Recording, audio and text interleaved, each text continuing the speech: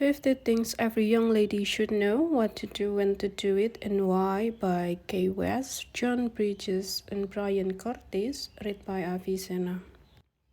Introductions. It's safe to say that young women in the 21st century are exposed to more educational opportunity than any generation of women in history. Even before you started kindergarten, you might have been on a soccer team, in a dance class, or taking Suzuki violin lessons. At home, you might have played word games on the computer and practiced writing your name. And by the time you get to middle school, you might feel as if there are not enough hours in the week to do everything in your calendar. But sometimes, one gets lost in between ballet and biology, Spanish class, and piano lessons, creative writing and cross country are the basic rules of simple ethic and guidelines for appropriate behavior. Years and years ago, young ladies were expected to take classes in proper deportment, which is an old fashioned way of saying simple ethic and appropriate behavior, and that was long before young women spent their teen years preparing for higher education, interesting work, and being financially independent. Progress is a good thing, and no one would ever for a second guess going backwards, but even an accomplished student, a gifted artist, or a brilliant young law clerk is at a disadvantage if she never learned to write a thank you note, understand a formal table setting, accept a compliment, and make an apology, express sympathy, or respond to an invitation.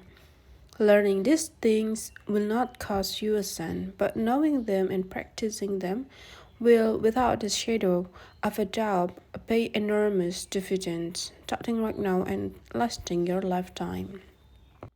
Chapter 1, Saying Please. What was your first word? Your mother will probably tell you it was mama. Your father will insist it was dada. And your grandmother might even believe with all her heart that it was nana. But you have no recollections. Chances are, though, and that somewhere between mama, dada, and nana, and before your first complete sentence, you learn the word please. Your mother may have squatted down beside you, cookie in hand, and said, "Please, I want a cookie, please," intending for you to repeat it back to her before rewarding you with the threat. Your dad may have sat down with you on the floor, ball in hand, said, "Please play ball," before rolling it crosses on carpet to you. You also probably heard your parents use it with each other. "May I please have the paper when you are done with it? Will you please take the trash out?" And so the positive result. Along with mama, daddy, ball, and cookie, please is one of the most important words you learn when you begin talking. It's hard to turn down someone who prefaces or ends a request with the word please. It doesn't matter if you are 2 years old and asking for a lollipop, 8 years old and asking for a new backpack to replace the baby one from first grade, 12 years old and asking for money for a movie, 14 and asking for a ride to the mall, or 17 and asking a teacher to write a letter of recommendation for your college application. Please is a word that if you are smart and considerate, which is just as important as being smart, you will use for the rest of your life. You do.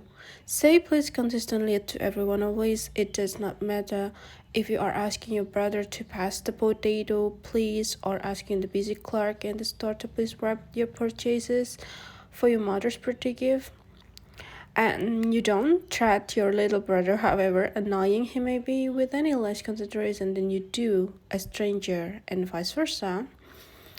Why? Because please really is a magic word that adds a layer of pleasantry to every request. The more you use it, the more natural it becomes to you. A lady says the word please every time she makes a request, no matter how small it seems. And the lady answers, "Yes, please." If someone asks if they would like something, if not, she says, "No, thank you." A lady knows please is just enough. Saying pretty please or please is unnecessary and can be annoying. Chapter 2, saying thank you. Has this ever happened to you? Your mother come into your room while you are doing homework, lays your clean folded laundry on your bed, stands you by your desk for about 10 seconds, and then says, "You're welcome," before she stomps out of the door, or your dad drops you off at your friend's house, and as the car door is closing behind you, he shouts, "You're welcome." This is not the time to roll out your eyes. Consider what you have done that has irritated your mom or dad. You might have thank you down pat when someone gives you something you have already asked for. But having a good manners also means saying thank you after people do something nice when you haven't asked or just out of the blue. When your mom puts your clean laundry on your bed, when your dad gives you a ride, when your friend tells you how cute your outfit is, or her mom tells you after the soccer match what a great game you had, the response is as simple as one, two, thank you. You do say thank you anytime someone does something nice for you, no matter how well you know them. And you don't think you have to say thank you to your mom, your dad, or your big sister because they are family or and don't count. Why? Because family is where good manners begin, not where they end. You do say thank you when the teacher compliments your drawing or the piano teacher remarks kindly on your playing, even if you are not happy with your drawing or your performance. You don't replay, "It's ugly" or "I was terrible," even if you feel you could have done better. Why? Because rejecting someone's kind comment on your accomplishment implies they have no taste, and that's insulting. You just say thank you to the person who just made your strawberry banana smoothie, handed you your change at market, or gave you a program at the hockey game. You don't assume that because people are doing their jobs, they don't deserve to be thanked for that particular interaction with you. Why? Because it makes people feel good to know their efforts are appreciated. And why? Wouldn't you want to make someone feel good? A lady smiles and makes eye contact when saying thank you. A lady says thank you even when the person she is thanking is on the other end of the phone. A lady says thank you even if no one else has, or especially if no one else has done so. Chapter 3 is saying excuse me. When it comes to the vocabulary of manners, no phrases is more multifunctional or comes in handier than excuse me. You say please when asking for something and thank you when someone has done something for you or given you something nice. But excuse me has nearly as many uses as a Swiss Army pocket knife. It can be used as a request, as an attention getter, or a type of apology when an apology is not really necessary, but not saying anything would be rude. If you are walking down a crowded hall at school and happen to accidentally bump into someone, you say, "Excuse me." If the only two remaining seats together at the movie theater are smack in the middle of the aisle, as you and your friends squeeze past each person, you should quietly say, "Excuse me," if you happen to step on the foot of someone who has not had the good sense to tuck it under his or her chair. You should add, "I'm sorry." If a group of people are chatting with one another blocking a doorway you need to go through, you need to have to wait for them to move on. Just say excuse me politely but loudly enough so they can hear you, and they will let you right through. If someone has spoken to you and you couldn't hear the entire sentence, you say excuse me, ask a questions, and they will gladly repeat what they said.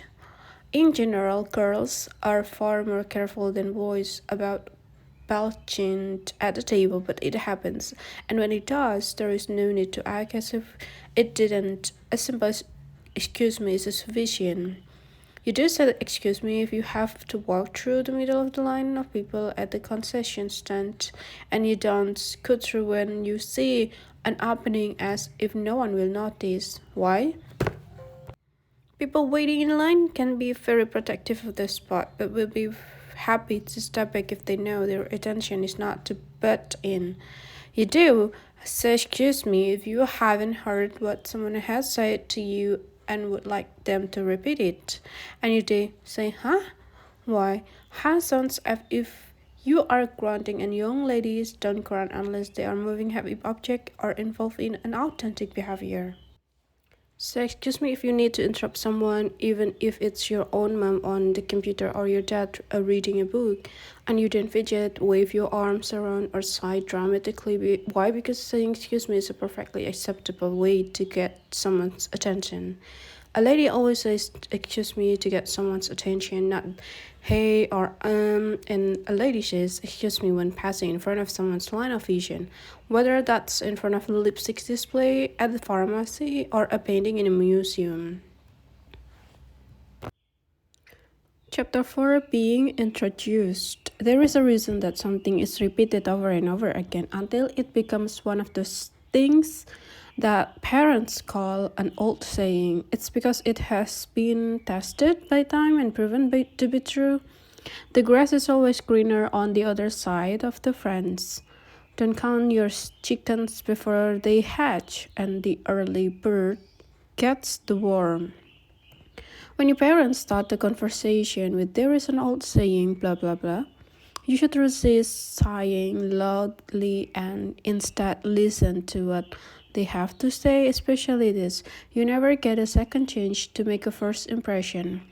First impressions count, which is why the way you respond when being introduced to someone, especially an older someone, is very important. Let's say your mother has dropped you off at your father's office so he can take you to soccer practice. You are reading a magazine while you wait for him to pack up his briefcase. His boss walks into his office and your father says, Diana, this is my daughter, Evelyn. Evelyn, this is Miss Reid. If you remain seated in your chair, barely look up over the top of the magazine and mumble hello, or even worse, hey, your father's boss will forever remember you as the rude young woman who didn't know the first thing about respect for older people. When you are introduced to another person, the right thing to do is to look at the person and say, it's nice to meet you, Sam, or Teresa, or Mercedes, Brooks, or Mr. Tate, Reverend Stevens, or Dr. Mayer. If the person you are being introduced to is your age and it seems appropriate to shake hands, and you can do so. If the person you are being introduced to is an adult, you wait for that person to extend their hand first, and if they do, offer a firm handshake. Though not a tight grip. If your father's boss walks into his office while you are reading a magazine, the first thing you do, even before your father gets one word out of his mouth, is close the magazine, set it on the table, and stand up when your father says, Diana, this is my daughter, Evelyn. Evelyn, this is Miss Reid. You make eye contact with Miss Reid, smile, and say, it's nice to meet you, Miss Reid. If she extends her hand, shake it. 5 years down the road, when you and your dad run into Miss Reid in a restaurant or at a movie theater, and he says to her, Diana, do you remember my daughter, Evelyn? Miss Reid will remember you as the very poised and polite young woman with impeccable manners whom she met in your father's office one afternoon. And that's certainly preferable to the alternative, because one day you might want an internship or summer job at your father's company and you must never know. You do.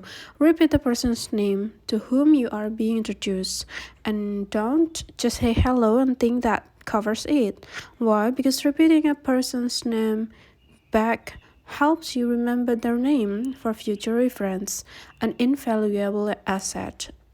You just stop what you are doing when you are being introduced, and don't simply wave the hot dog you are eating at the ball game towards the person you are being introduced to.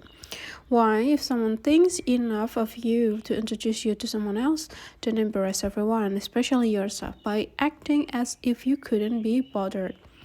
A lady smiles and makes eye contact with the person she is being introduced to. A lady remembers that the first impressions are lasting impressions.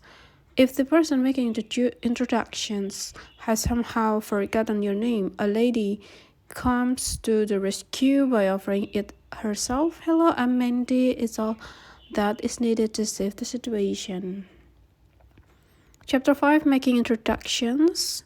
If you have ever been invited to a birthday party for a girl, from elementary school, but now you go to different middle school and you don't really know any of her new friends, you were probably really anxious. You may have tried to get out of it by telling your mom, but I don't know anybody. And your mom probably said, Megan, and it's her birthday and she invited you, so you're going. Besides, it's a chance to meet some new girls and it's only 2 hours and anybody can do anything for 2 hours. That really didn't make you feel any better.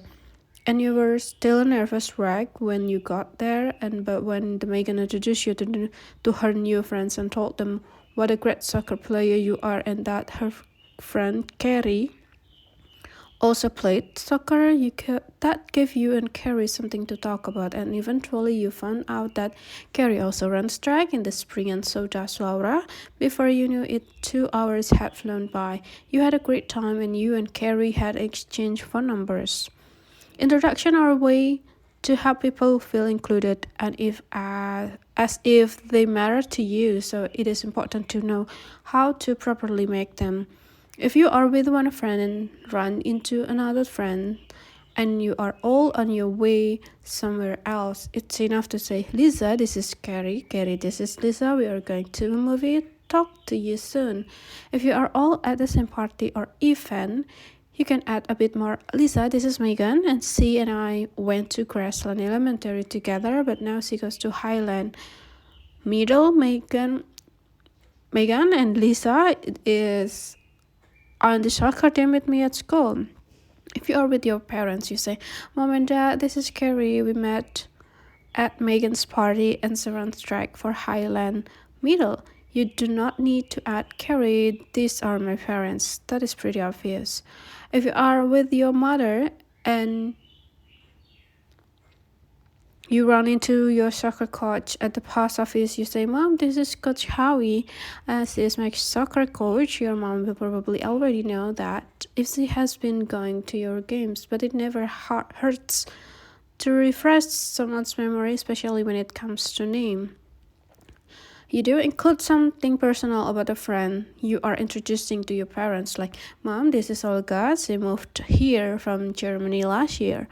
And you don't say, Mom, this is Olga. Why? Because knowing a little something about your friend gives your parent an opening to get to know your friend a little better, which is reassuring your four parents.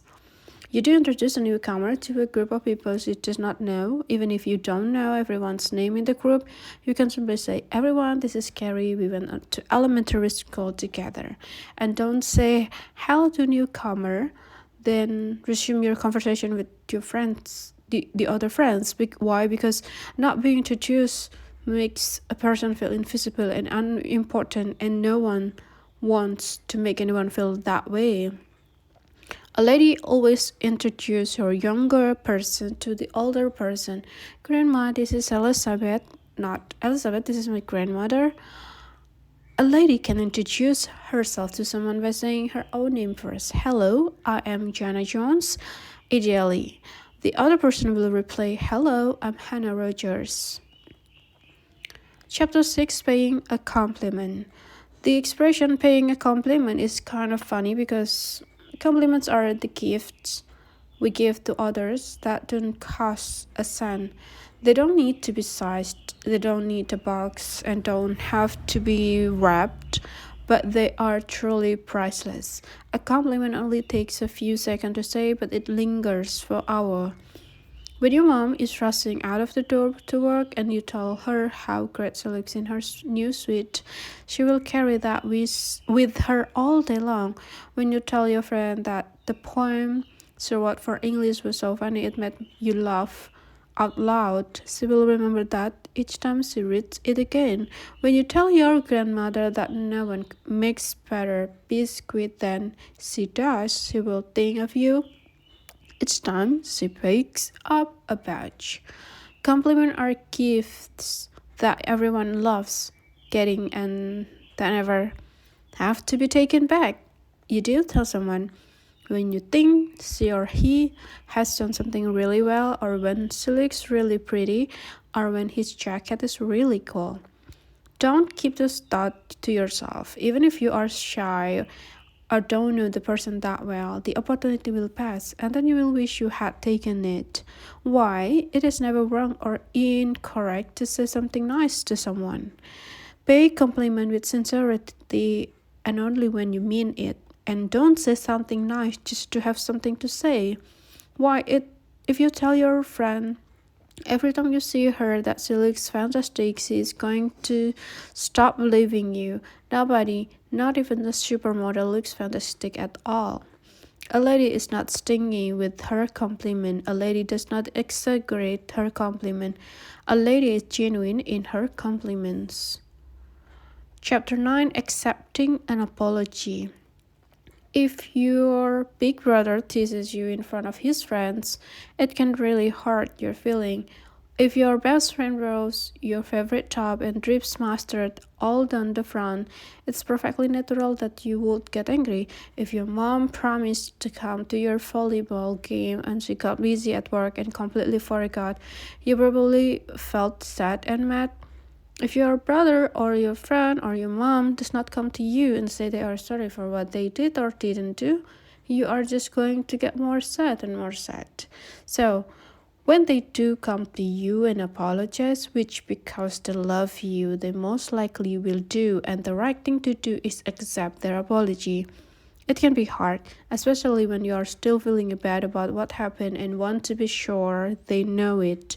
But chances are they do know, or they wouldn't be offering an apology. If your brother, your friend, or your mom says, I know I hurt your feelings, or ruined your shirt, or missed your game, or and I'm really sorry. Your response should be, I appreciate you saying so, or I understand. Your brother might do something nice to make up for being such a jerk. Your friend will probably offer to replace your shirt, and your mom will do everything in her power to miss you another game. Accepting someone's apology lets everyone start to feel better. It doesn't mean that what happened didn't matter. It means that being mature about it matters more. Say that's okay when someone apologizes to you. You don't have to immediately give them a hug and act as if nothing happened. Why? Because you have the right to feel hurt or angry when someone does something careless or hurtful. Sometimes it helps to take a little breather after the apology is over and accept it. You do say, I appreciate your apology when someone apologizes to you. You don't say, I appreciate your apology, blah, blah, blah, blah, but you are really a jerk, or you should have been more careful, or you really made me feel terrible, blah, blah, blah. Don't do it again. Why? Replying to an apology with a qualifier is not really accepting an apology. You do forgive someone when they have done something careless or hurtful to you. You don't forget it if they do the same thing over and over. Why? Being a lady does not mean allowing people to take advantage of you and your good nature. If the same thing happens more than once, it's time to sit down and talk it over. A lady accepts an apology without condition. A lady does not keep reminding her brother, her friend, or her mother of their transgression once the apology is accepted. A lady knows how to forgive and in time forget. A lady does not hold a grudge. Chapter 10, Asking Permission. As long as there have been children eager to grow up, which there always have been, at some point in their lives, they have been frustrated at being denied permission to do something, and in frustration, they have said, I can't wait until I grow up and I can do whatever I want. That's not ever going to happen. When you were really little, you used to have to ask someone older or bigger than you for almost everything because you were not big enough to do it yourself. You couldn't reach the cookie jar or pour a glass of milk. You couldn't just toddle across the street by yourself to see your friend or climb up onto the chair and turn the family computer on to play a game. Once you get older and bigger, you don't need to ask for as much help, but in many cases, you do need to ask permission. Your father does not just walk over to the neighbor's garage and take his hedge clippers. He asks permission to borrow them. Your grandmother does not just jump in the car to take off for a weekend with the girls in the New Orleans. Yes, grandmothers call their girlfriends the girls long after they have aged out of girlhood. You will do. And she check first with the grandfather to see if it's okay or if he has other plans. Asking permission is something you do from a very young age, like asking your kindergarten teacher for permission to take a puzzle off the shelf to a very old age. And no matter how old you are, asking for permission is something you never outgrow. You do ask permission to use your mom's laptop, borrow your friend's French English dictionary, ride your bike to the ballpark, or stay out an hour past your curfew. You don't assume that it's okay to do any of those things because you're not 9 years old anymore or because you have done them before. Why? Each time you use something that belongs to someone else or do something out of the ordinary, you ask permission. You do offer an explanation of why you need to use your mom's laptop or stay out an hour past your curfew. You don't ask for permission without being prepared for a follow-up question and response. Why? Your mom might need to use her laptop herself, but if you tell her there is a program you need to on the laptop for a paper you're writing and you promise to give it back in 1 hour, she will probably say yes. You do, accept no as a final answer when it's clear that's what the answer is going to be, and you don't whine, cry, stomp your foot, and accuse your parents of always saying no, being totally unfair, and hating you. Why? Accepting no for an answer with maturity will impress your parents so much that they are far more likely to say yes the next time. If you sense yourself getting upset, you might want to go to your room to cool down. If it helps, you can yell into your pillow. A lady never uses or borrows something that belongs to someone else without asking permission. No exceptions. A lady does not change the radio station in the car her mom is driving without asking permission. A lady does not stay out past curfew or go to a different place than she told her parents she was going without asking permission first.